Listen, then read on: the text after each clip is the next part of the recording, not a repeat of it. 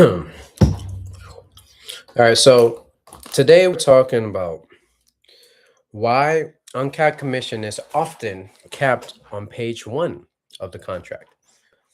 Um, this is probably one of the only videos that is going to actually be outlined because I have to be a bit cautious about what I say. So no harms, no foul. Based on what I found out from this 1099 contract that was given to me, I mean, if I really didn't give a shit about the person, right? I would make it one sided the same way, right? So it's just business at the end of the day. All right, cool. So this isn't necessarily about one company. This isn't a rant. This isn't about contracts. This is about contracts, and most people don't read them, right? Because as soon as I read this contract, I was able to see from day one. I mean, from page one, what it was about. I didn't necessarily have to read further, but what I'm gonna do for you guys is I'm gonna give you the prompt that I use to help me. And once I saw that red flag, I instantly just like disqualified this whole thing. Um, but I'll give you the prompt so you can see all the red flags for yourselves in whatever contract you're dealing with, right? So stay tuned for the end of the video for that, and then I'll also give you my number so that you could text me if you need help with that. Okay, finishing up my good old soup. This is the only thing that I have that has a bunch of ingredients, if you will. So I need to find a different way.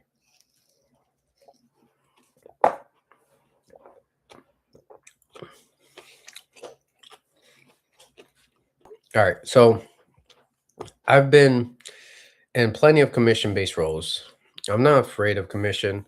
I actually prefer it because, again, it's not capped, right? If you have a W 2, it's like your salary is 50K, whatever it is, right? And that's it. No matter if you work a million hours or don't work a million hours, 50K is your cap, if you will, right? So that's why I actually prefer commission over everything else. But so recently, I read the first page of a 1099 contract and I realized something important is that a lot of uncapped commission structures are capped long before you ever make a sale. And so it's very important to see that because literally you'll see these patterns. And so what people think uncapped commission means, right? It's like, the income is uncapped. You control how much you make. The sky's the limit. You can make $1 billion as long as you sell like 10 billion, right? And it definitely sounds very attractive. It sounds fair, but the commission itself is not the problem. The commission isn't the issue. Most of the issue lies with the structure, right? That's the issue. And so a cap isn't always a hard ceiling. A cap can be structural. If someone else controls the rules, the timing, and the definitions, then it's capped. So I want you to pay attention. If they have a lot of definitions, they're telling you the timing of it, they're controlling all the rules of how it works, then it's capped. No cap. I ain't capping them, but they be capping. It is what it is. So here are the 5 ways uncapped gets capped on page one. So, one, unilateral pay changes. Clauses that allow commission plans to be changed at any time. Continued work equals acceptance. This quietly caps predictability. If the rules can change after you start playing, your upside is theoretical. So let's say, for example, I'm going to just grab this phone right here. Okay, if you sell this phone, it's $1,000. Okay, I tell you, hey, it's $1,000, but you get 30% commissions. But that is very dependent on a variety of things. It could change with circumstances, and if circumstances happen, then it might be I could delay your payment. I could change it from 30% to 10%, depending on, how basically I see fit, right? Is again like I come from I looked at a lot of real estate contracts. And so even leasing agreements, right? And so there was this leasing agreement, and I looked at it. It said something like it had an addendum that when the tenant moves out, they have to pay for a cleaning company to come in. And I was speaking to the owner, and I was like, "Damn, I like that shit, yo. That shit is fire." Honestly, I'm gonna put that into my contract. Of course, they could still not do it, but I'm like, "That's pretty dope." Like, it's like at the very least, potentially they could do it. And so that saves me the trouble of actually having to do that process because there's always cleanup involved. And so that's a big help. So you'll see, like by reading these contracts, maybe like the sales position is not your or this commission based position is not your end all be all, right? You might want to maybe turn whatever that field is. If you're doing car sales, it could be like, okay, you want to own your car lot. And so like you could see these different things and then apply it to your own shit. And so it's like universally, when these things come across your desk, it's helpful to be able to read this contract and understand it so that you could see the pieces that you like, the pieces that you don't like, that you could take for your stuff, right? So back in the day, before ChatGPT and all this AI stuff, I had to like read a bunch of contracts and smash them things all together to make one contract and taking bits and pieces from what I like from this one and that one, right? To make my own marketing contract. And so when I did that, hey, that marketing contract, solid, that shit fire, right? But I had to understand all these other contracts and take the bits and pieces that I liked. Same thing universally with any contract that you see, right? You just take the bits and pieces that you like and apply it to your own thing. All right, so let's get back to it. So, two, delay, right? So, delayed or conditional payouts, paid only after installs, delivery, collection, uh, months afloat with no control. Why time is a cap on real income? Well, if you in car sales, the thing that makes car sales, and I'm gonna just revert back to car sales because it's a simple analogy for a lot of people to understand. So the reason why car sales is difficult, and this is universally the same with most commission-based things, is that you have to wait. In car sales, it's a month. You have to wait a month to get the payout for that sale, right? Unless they pay cash, then you get it quicker, right? But if it's like you're waiting on the financing company, well, you have to put all these things in play and then, transfer the title and then put the bank as, whatever on the title, the lien holder. And then it's like they release the funds. So understandably, right? But when it's like, okay, that's the hardest part, right? So you have to start your flow up first before it becomes something that's simple. It's like, okay, once you know, like, okay, you sold your first 30 days, and by day 60, you're already having flow come in from the last month, right? And then the flow is already set for the next month. So it makes it easier, right? After that first month. But now the money delay is when money delay is leverage denied, that's a big problem. So it's like if I sell a car today and then I had to wait 6 months to get that payout, that sucks, right? It's like, okay, well, a lot of shit could happen in 6 months. And even like I had deals myself in the car world unravel because they didn't pay the first payment. So it's like the deal could be good the first 30 days and then like 45, is usually when the first payment hits. It's like the deal gets unraveled because they didn't pay their first payment. And so we get screwed, right? And then we have to pay back that commission or what have you. All right. So that's two, delayed or conditional payouts. Three, definitions that aren't yours: qualified sale, clean deal, company discretion. So definitions equal power. If they define when you've earned it, they control whether you ever do. Again, it's like going back to car sales. Okay, they hounded me, right? They made sure, hey, make sure your customer pays that first payment. Make sure that customer pays the first payment. Why? Because then the deal unravels, and they would rather the deal not unravel, but they still keep the down payment. So like a lot of the time, I was getting like 3 4 grand as a down payment for these deals, and so at really this person specifically, this company specifically, he would get the payment and he gone. As soon as he get that down payment, he leave. He's like done for the day. It's like, yeah, I got my 3 4 grand today, and he's gone. He's out every time without fail. He would disappear, right? And so when and because I would have to wait on title, which this guy in particular was didn't have title and would never really hound people for title because he already got paid. Like usually that down payment is all the profit, right? And then the when the financing comes through, it just cleans out, every the expenses, if you will. And so it's like this is this is the part where you gotta pay attention because again, if your definitions aren't yours, then you're screwed because it's not based on what you do. See, I like sales because it holds you accountable. Hey, you make what you make. You gotta go ahead and hunt and kill your own food.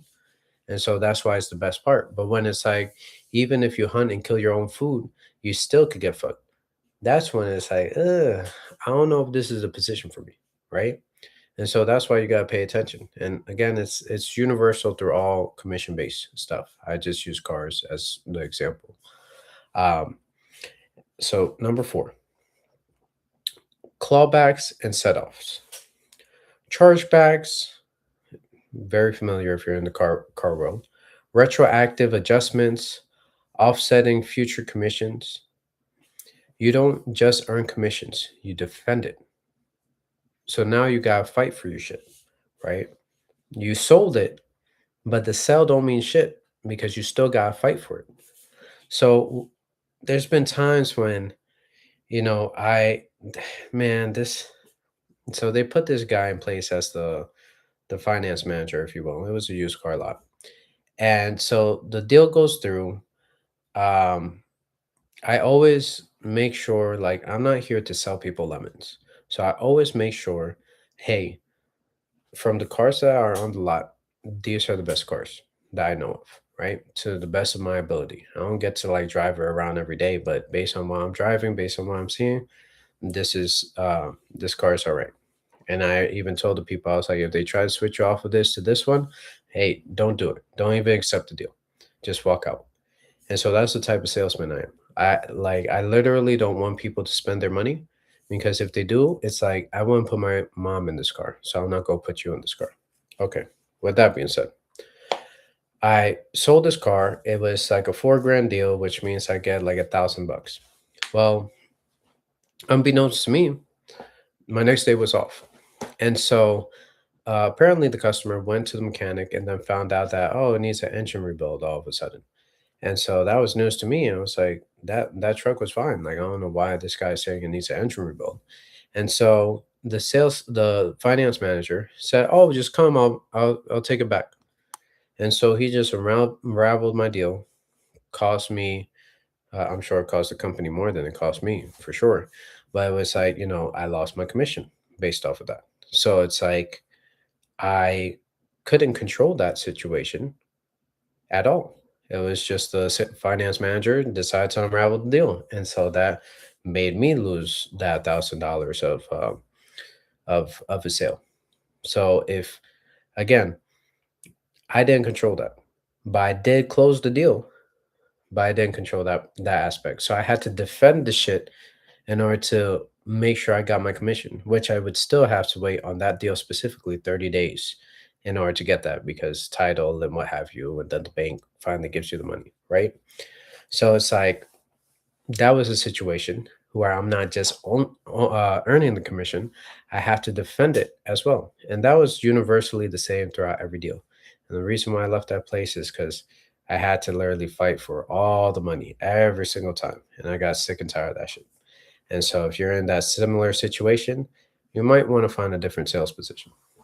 And then here's the big number five.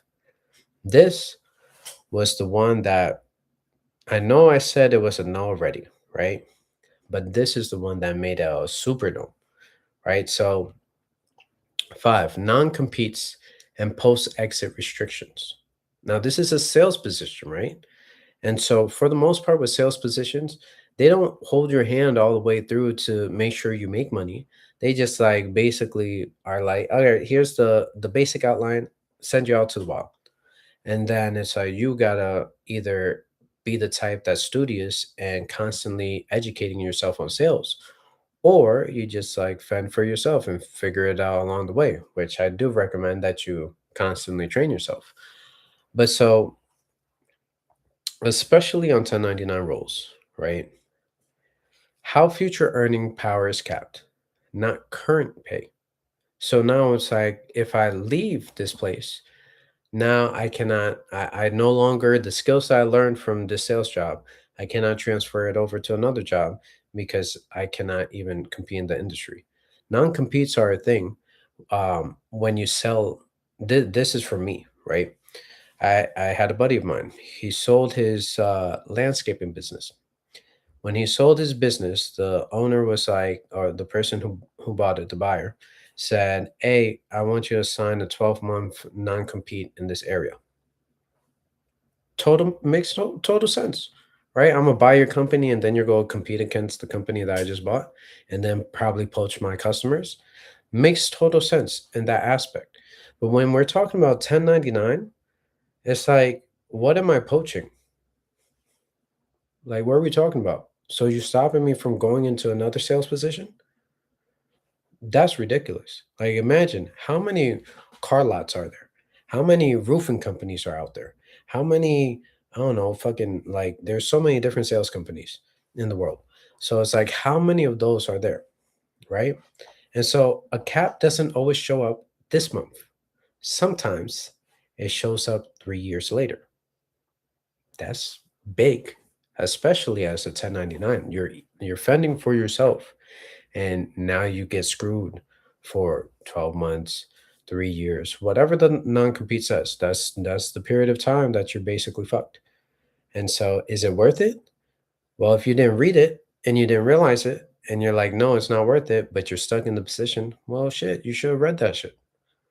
So this is why it's very important to just pay attention, right? Because most people, I'm telling you this, most people, it's kind of like when you sign up to Facebook.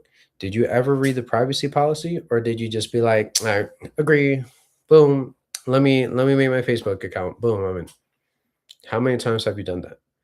When it comes to like a 1099 contract, which is money related, I recommend you don't do that. You actually look at it. All right. So again, why this isn't evil. So this isn't about bad people. It's about asymmetry.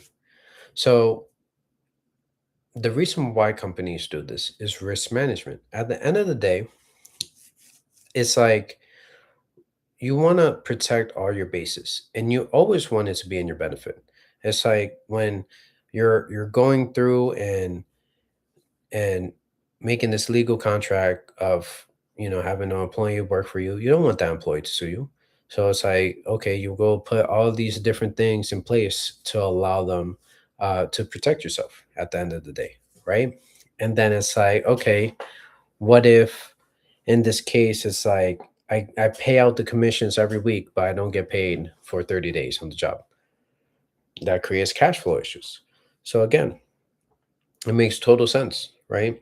It's like you will fuck yourself out of, a whole entire business. Your business will shut down because you have no cash flow. So cash flow is a definite thing that needs to be protected. So it's all about that. And then it's like, okay, when you're scaling labor, you cannot, if you don't want to be picky, pickiness costs money, right? It takes more time in order to be that picky. It costs more. You gotta put more ads up. You gotta pay more to like have your posting in front of people. And so it's like in terms of scalability, it makes it a little bit harder now. And so it's like, okay, if you have these things in place, you could just like hire whoever and know that you're not gonna get fucked at the end of the day. And so this is about incentives, not about villains. Let me be clear. So, what to look for before you sign? So, here's the checklist. Who controls commission changes? Because if it's not you, you're screwed, right? It should be you work. Look, if you start up at 10%, and then as you sell, let's say you sell 10 people, then boom, we bump you up to 15. When you sell 20 people, we bump you up to 20. That means you control the changes. It's based on your performance that the changes happen. So who controls things in that scenario? You do. But now if it's the other way around of like, hey, at any time we could change this up on you, then it means that you don't have control. Here's the next question. When exactly is commission earned? It shouldn't be vague. It should be like, oh yeah, you get your commission a month after the sale, 30 days after the sale. Or it's like the commission always gets paid on the 15th of every month. As long as you reach that window of like, okay, today is we're January 1st, right? Brand new year. So if you sell anything before the 15th, that will count towards, February 15th. Anything after that is going to count for the next month, right? That's it should be that clear. It shouldn't be random, right? Who defines a qualified deal? Because in car land, right, a qualified deal is if they have the down payment ready, they have all the stipulations ready, they qualify for the deal. I had to be the one grabbing all the stipulations, right? Because it was a used car lot. So I had to go ahead, grab their ID, their residence, proof of residency, proof of income, and all these different things, right? So I controlled that information, right? And then it's like all they had to do was put the information that I give them into the deal done, right? If it's not like that and you don't decide that, problem. What happens if you leave? Key point. I left this car lot because I was actually waiting for all my money to come in. And then at the end of the day, I wasn't really selling anything because I was like, what's the point of selling something and then waiting another 30 days for that payment, right? So I was waiting on my last $150 from this place. And that was like the bare minimum when I sold this car. And so I was like, hey, I literally would ask every day, hey, what's going on with title on the BMW? Hey, what's going on with title on the BMW? Always it would be like, and this wasn't the secretary's fault, right? It was more of the owner's fault because he didn't do anything about it. And so the secretary would call out, hey, it's still not here. Okay, cool. Like I would be willing to like go drive to the fucking place, grab the title, give it to you if that's what needs to be done. But so they don't have title, still waiting on that. And so I was like, you know what? I'm waiting on this $150 like this shit is going to change my life. So I left. And what happened to that commission? I never received it. And yet, this is how the owner got me to, like, because I wasn't answering his calls. This is how he got me to answer his call. He left a voicemail. Hey, man, your commission is in. Um, just call me back. So I call him. And he was like, yeah, nah, the commission is not in. I just wanted to see if you would call me back. And I said, yeah, that's the fuckery. That fuckery is why I'm leaving. Exactly that. Click. Everybody still to this day, like whenever I come across them, they're like, man, the way you left that job was legendary. I don't know what the fuck was legendary about that. Of like this man playing with my money, so I'm just gonna move on. Nothing legendary about that, I don't think. Um, so what happens if you leave? Do you get the commission or do you get screwed out of that? Do you even know like how much commission is out there? Because if they could like control again what commission is earned, it's like, yeah, when you sell this phone, you'll make $300 on every sale. And then magically it's like, hey, yeah, we've reached issues with actually I got a perfect example. So this company that I work for, this other sales car sales place, they're like, hey, thank you so much for staying here during COVID and all that stuff. We're just gonna give you $150. I was like, oh, that's dope because I was waiting on my 30 days to be out for the money to come through. So they helped me quote unquote out a couple of times. But what they didn't tell me is that all that help they were giving me was coming out of my commission. So in my mind, I'm like, I'm getting like $1,100. And then come to find out that my check is 700 and something dollars. And I'm like, hold up, wait a minute, what the fuck? What happened here? Like, why is my check short? Oh yeah, when we gave you those little helps, it came from your commission. And I was like, you didn't say that.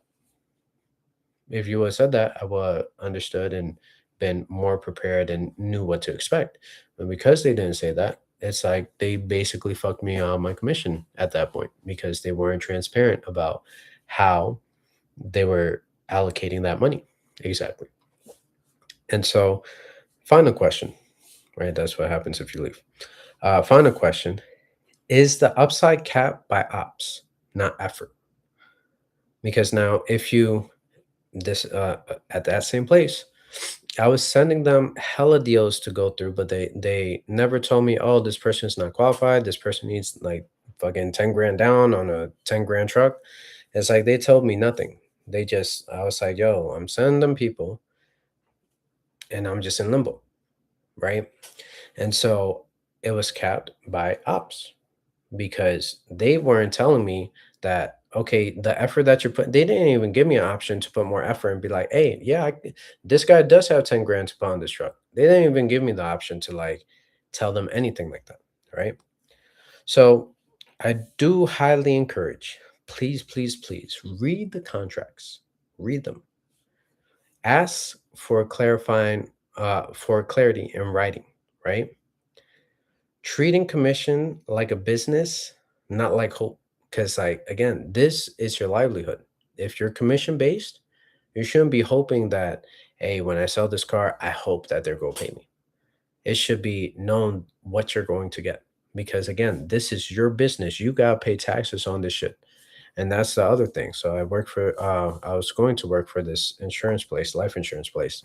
And when it came to talking about, hey, what about taxes? Like, how does that get handled?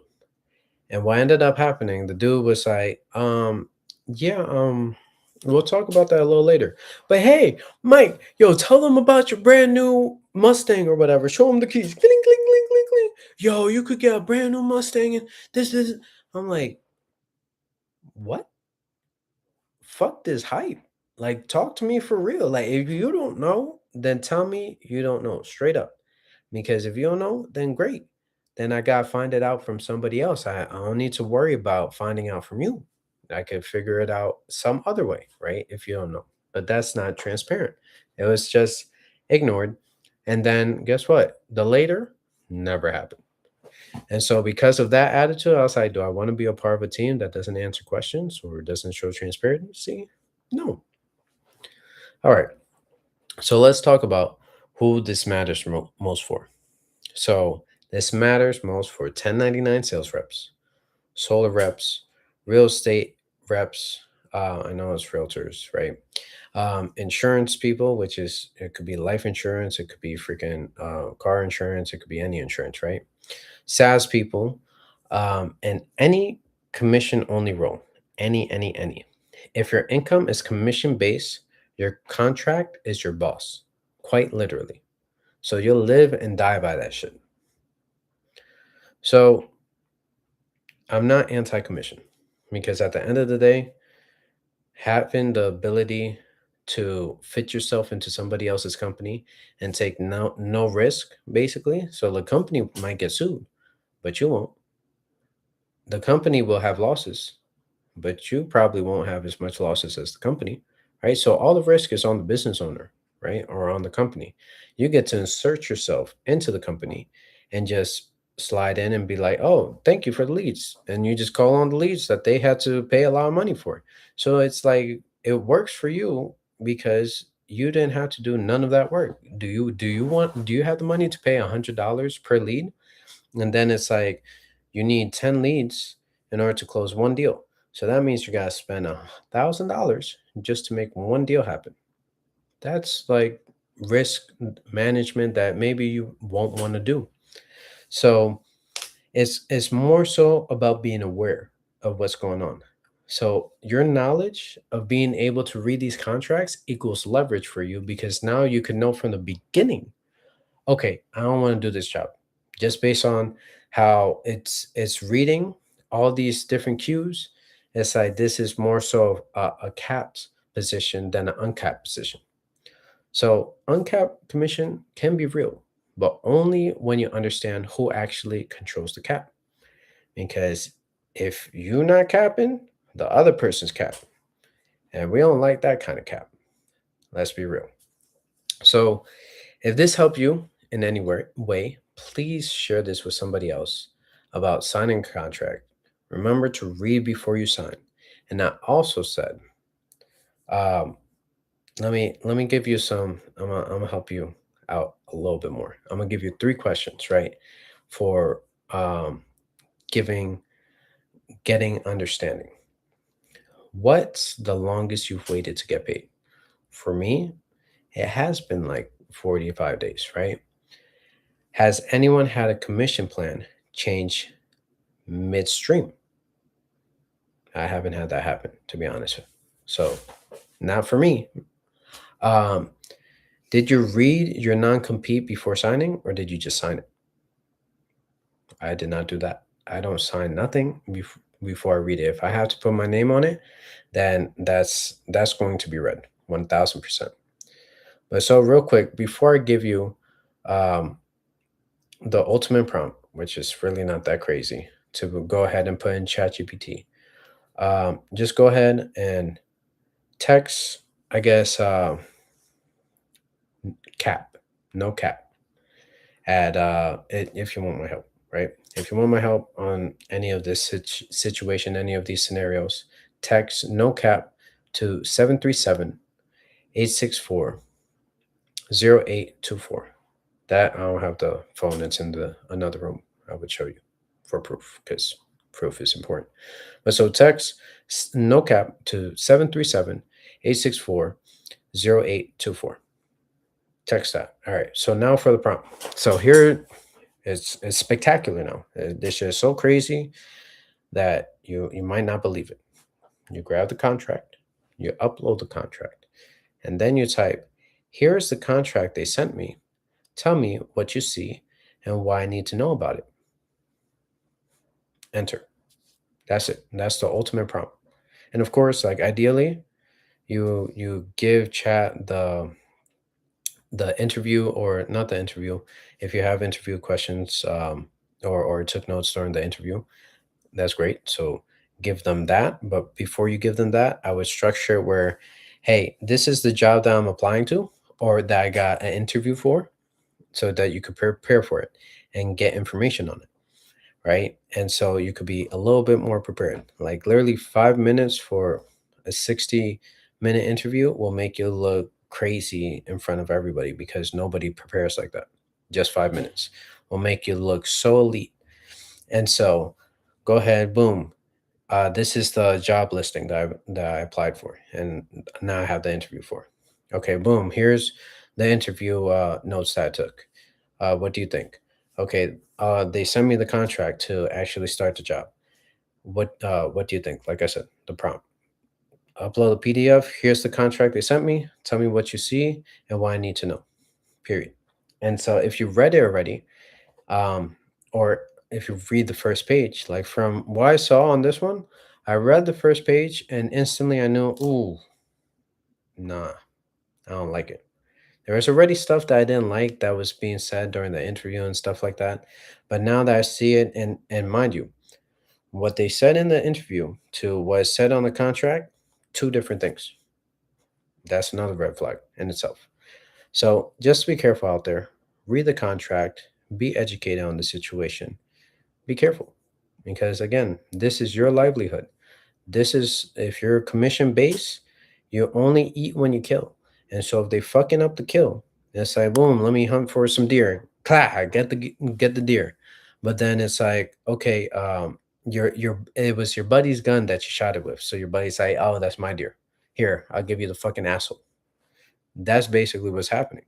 Now, if it's your gun, your bullets, you killed that gain, then it's your gain to go ahead and grab. But again, the difference between capped and uncapped. And there's a lot of cap in between both of those. So just be careful out there and be mindful, please.